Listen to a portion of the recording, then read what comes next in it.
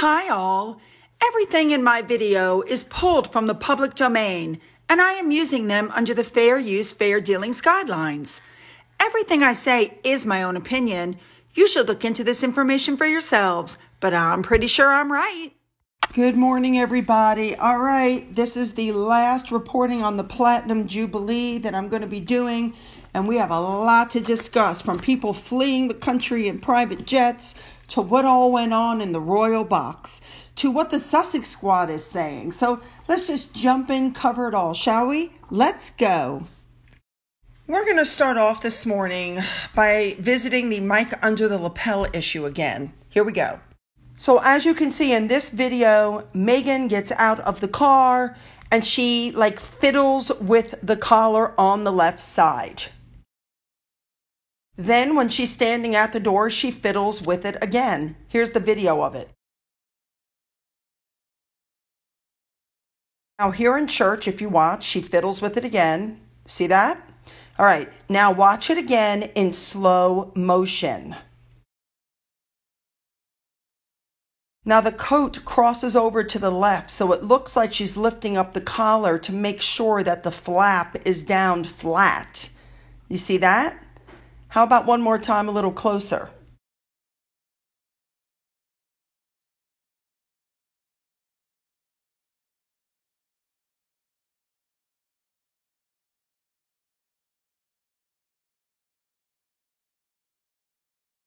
So while I do believe she was mic'd, and I showed you guys the picture, I don't believe there was a microphone under that lapel. I just don't. I think she was messing with the flap of the jacket. But then some other pictures came up where you kind of went, what? Like this one. I can't tell if that's photoshopped or not because I don't know where the photo was taken, so I can't see it for myself. Now let's go back to the video I just showed you in slow motion. Look at the hair and tell me if you see a wire.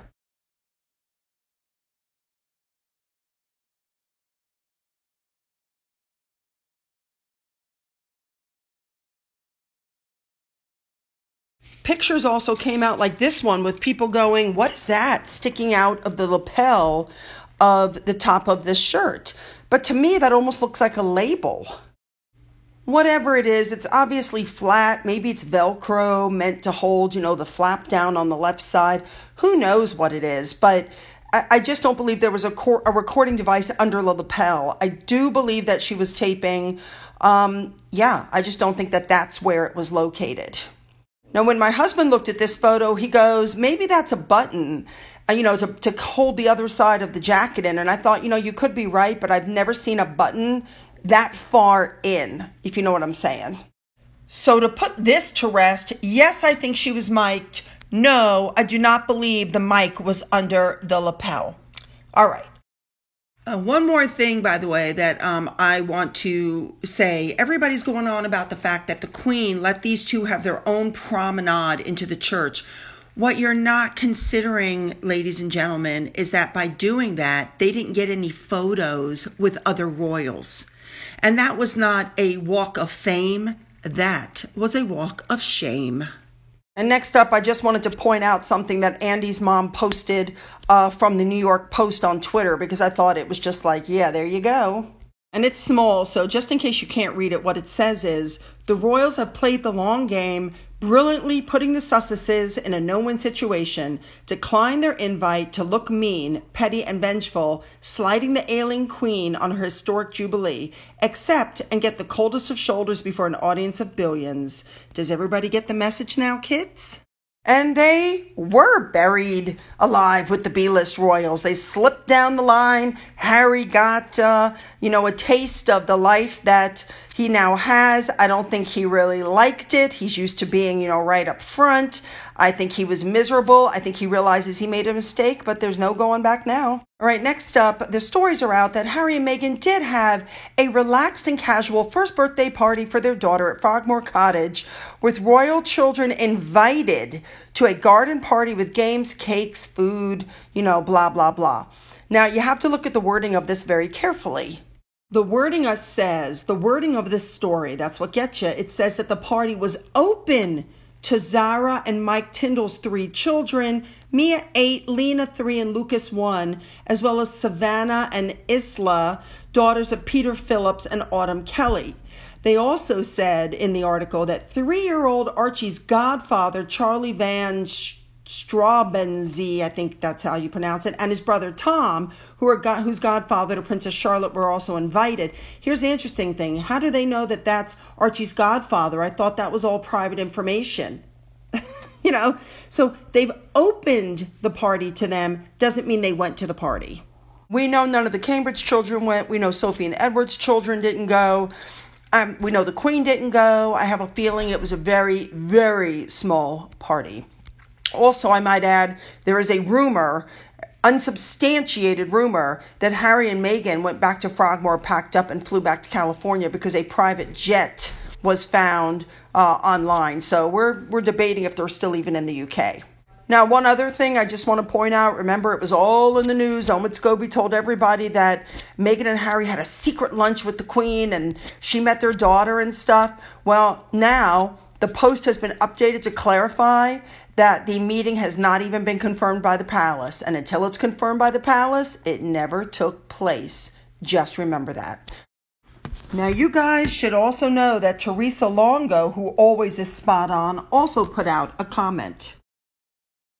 What she said was very telling. She's claiming that a meeting did take place between the Queen and the Sussex family in a private setting.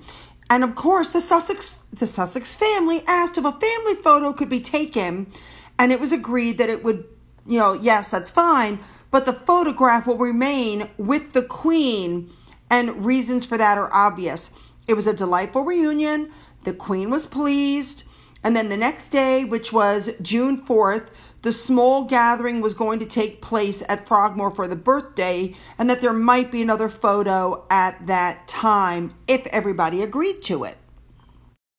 Well, this is where things get a little sticky because, of course, it came out that Harry and Meghan already jetted back to the United States before the Platinum Jubilee even ended. Tam just called me. Tam thinks that they actually left that day on the 4th after church because a private jet was identified as going on to Orange County, and others confirmed a fuel stop for a small jet at that location would be normal. It was reported that they left 3 hours after they left St. Paul's, which tallies with this, which means that the birthday party that they're saying was open to the relatives didn't take place. I mean, the royal family did wish the little girl happy birthday. They put messages up on Twitter, which were very short and sweet because they have no photos, because nobody's seen her. There's no pictures. It's just happy birthday. Next one. Happy birthday. Next one. Happy birthday. Well, what are you expecting? Nobody even knows her. All right, moving on. All right, ladies and gentlemen, it's time to move on to the Jubilee stuff. So Kate and the children did baking, apparently, before they went to Cardiff because they brought the cakes and the other things with them so that people in Cardiff could have them to munch and lunch on while they were walking around doing their thing the other day. I love these pictures. Kate's kitchen doesn't look very opulent to me. It looks like just like a regular kitchen. I think people thought she, had this huge, whatever. But if anything, these pictures show it. And you know that this is in their home because Kate's wearing jeans or jean shorts. Never seen that one before. All right. They had the long walk. And Sophie and Edward went, lots of the family members did, but I'm going to focus on Sophie and Edward. Everybody was looking at Sophie's outfit. For those of you who are unaware, the long walk was lined with 500 approximately picnic benches, and family and friends came together to celebrate and eat. I love that idea. I'll said it before, I'll say it again. Sophie and Edward are so down to earth and personable. I'm so happy, really, truly happy that they've been given a bigger role within the royal family. They both have a good sense of humor. They both get along well with people. They make ease of conversation. Sophie loves children. They both love animals. I love them. They're just so down to earth. It's my understanding that Beatrice and Eugenie also at one point went to some public food event that was going on and were playing games, but I'm not putting those pictures up. Funny, I see those Burger King crowns that are being worn. I used to have one of those. Anyway, the other person who went on a walk with the food thing was Catherine, of course. She walked around, she met people with the food and the kids. She's such a natural. And she did a good job. This whole thing was just well done, in my opinion. All right, now we're moving on to the parade. There was all kinds of stuff, buses, vintage cars. They went from like the 70s forward to the 50s forward with different eras with fashion and music. It was fabulous. Everybody loved it. So here's some pictures and some videos for you.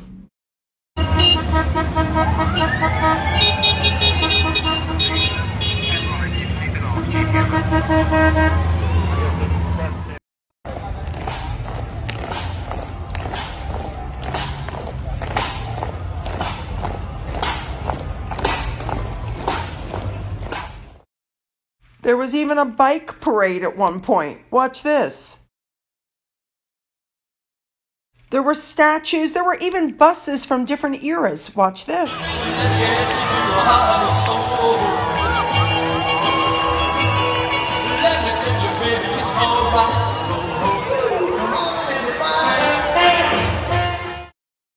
There was so much going on, but I have to tell you, of all the pictures and all the grandeur and all the parades, my absolute favorite was the Golden Coach. And they put a hologram inside of the Queen from her coronation day. Watch this.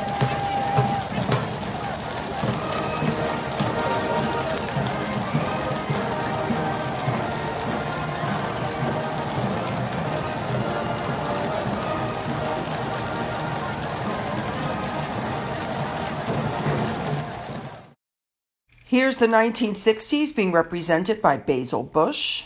Here's the 1990 bus with model Erin O'Connor, model Kate Moss, model Rosemary Ferguson. By the way, that jacket Kate Moss is wearing, she actually wore in a 1990 photo shoot in the 90s. I don't know how she got her hands on it. Here's one of the buses from the 70s that was seen. Fabulous. And I loved this one. Yeah. People dancing on the back of it. Could you imagine how long they had to dance for? But they look like they're having such a good time. There was a bus that included children's television TV characters. And they included the Teletubbies. Oh my God, those things used to freak me out. Well, it's not every day you see the Teletubbies lining up for pictures with Naomi Campbell. And of course, the headlines came out. They were absolutely fabulous. The world loves this woman, and the Paddington Bear skit is the one that stole the show. I don't care where you are, but love the headlines. All right, here we go. So we're at the parade, and Louis, people seem to forget that he's only 4 years old. You know, he's 4, and he has a lot of energy, which anybody who has sons is well aware of. Anyway, so they get into the box, and you can see Mike was like, look at me. I'm keeping my eye on you. And Louis was doing his usual. He was sticking out his tongue. He was making faces. He was putting his arms up. He was, playing with his mother's hair. He was, putting his fingers in her face. At one point, he put his hand over her mouth.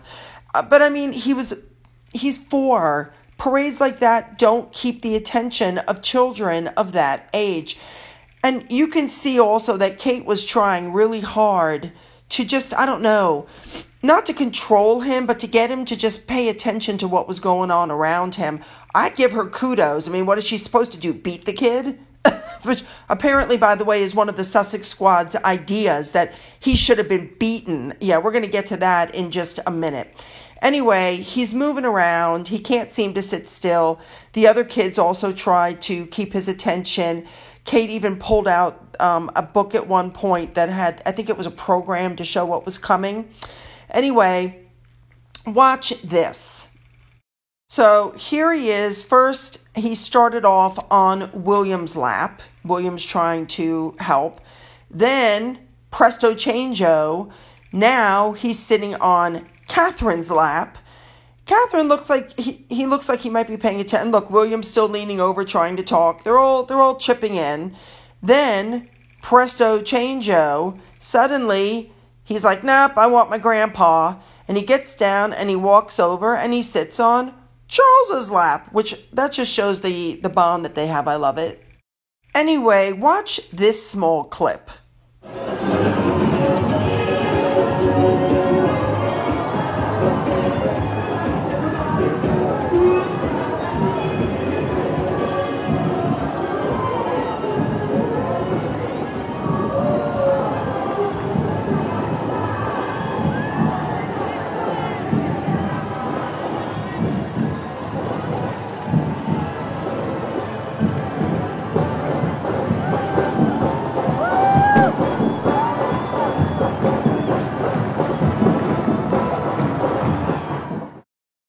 The other kids were like, let's just watch and enjoy. Just ignore him.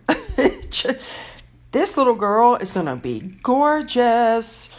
But they stood up. They all stood up during the anthem. Everybody was having a really good time. Anne, Charles, I think they were all getting into it. Anyway, and look at George. Yeah, there was something there that was he was really, really happy. Anyway, everybody's having a good time. Everybody's doing their bit. And then here's a little bit more of what was going on with Louis.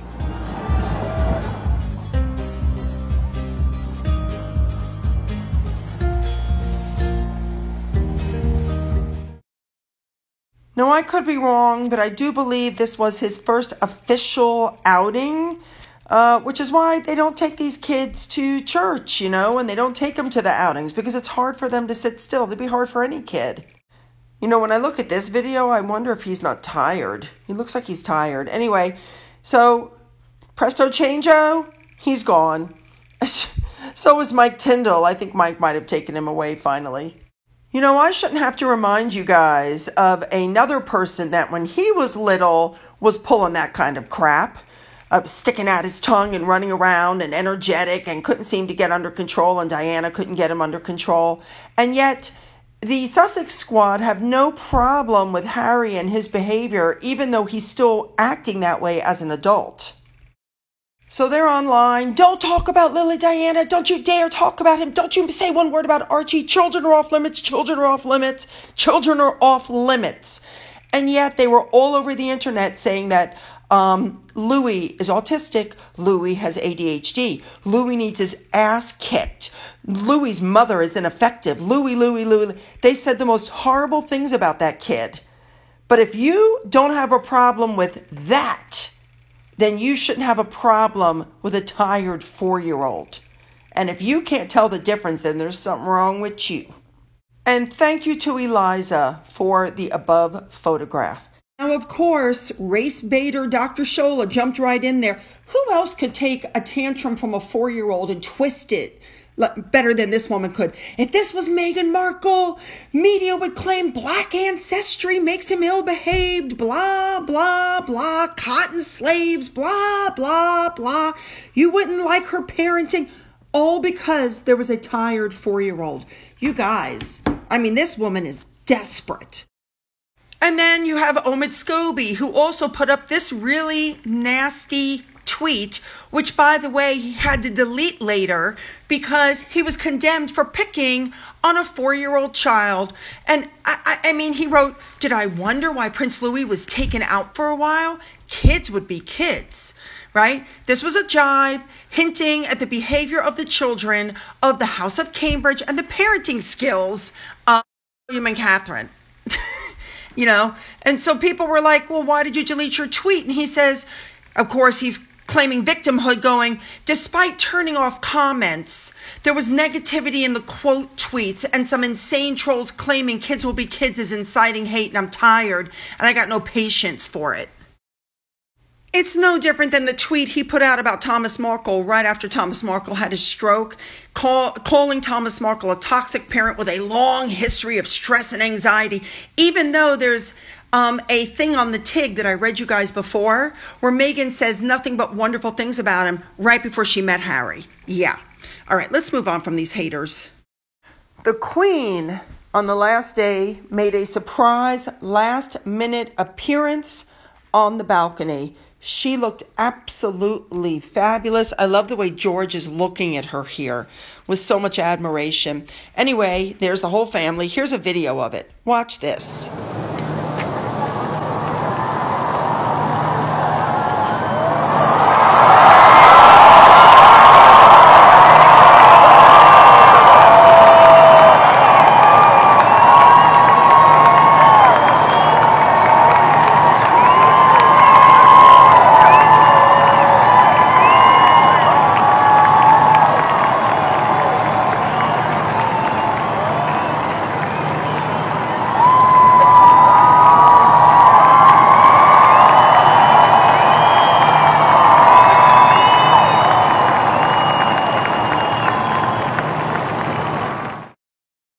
Then they played the national anthem. You could just feel it. You know what I'm saying? Watch this.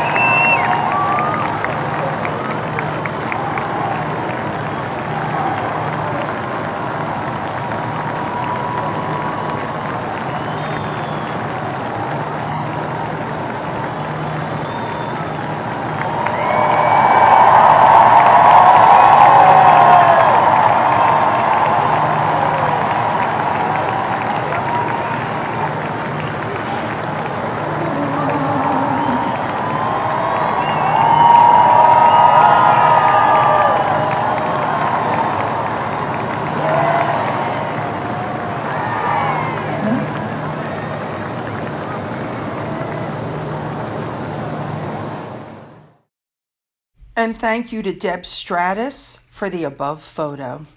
I love it. Now, it can't go without being noticed that Princess Beatrice's stepson, Wolfie, made his first appearance. He was there with her and with his dad. And also, Eugenie and her husband suddenly decided they were going to show their son. Here's his face, you know, that we've been keeping hidden from you for the last 2 years, but here he is. Yeah. You guys should also know that Ed Sheeran sang the song Perfect while pictures of the Queen and Prince Philip flashed up behind him. It was absolutely gorgeous. It brought tears to your eyes. Okay, a couple more things. Harry and Meghan took a private jet home.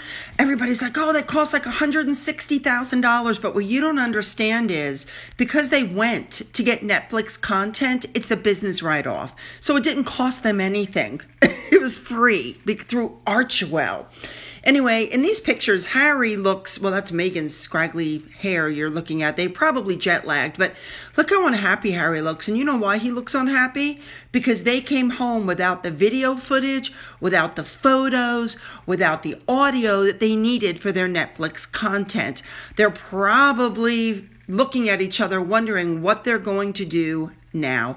By the way, in case you don't know what this is, it's being reported that's a high chair. So instead of just getting a cheap $50 high chair, you know, or whatever, while you're in, the UK, no, they had to load up all their own baby equipment, right? Yeah, whatever.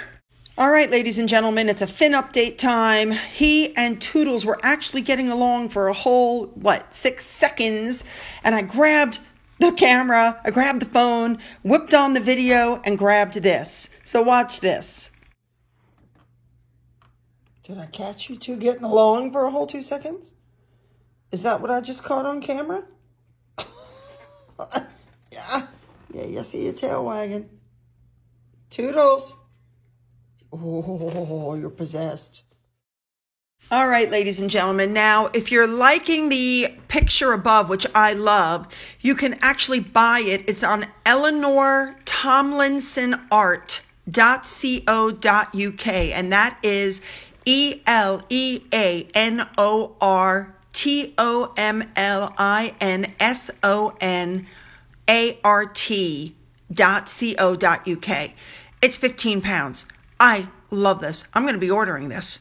So Lots of comments I'm expecting about everything from the Jubilee to Harry and Meghan's behavior to, I don't know, you guys are just going to have to put your comments. Don't forget to hit the subscribe button and the bell.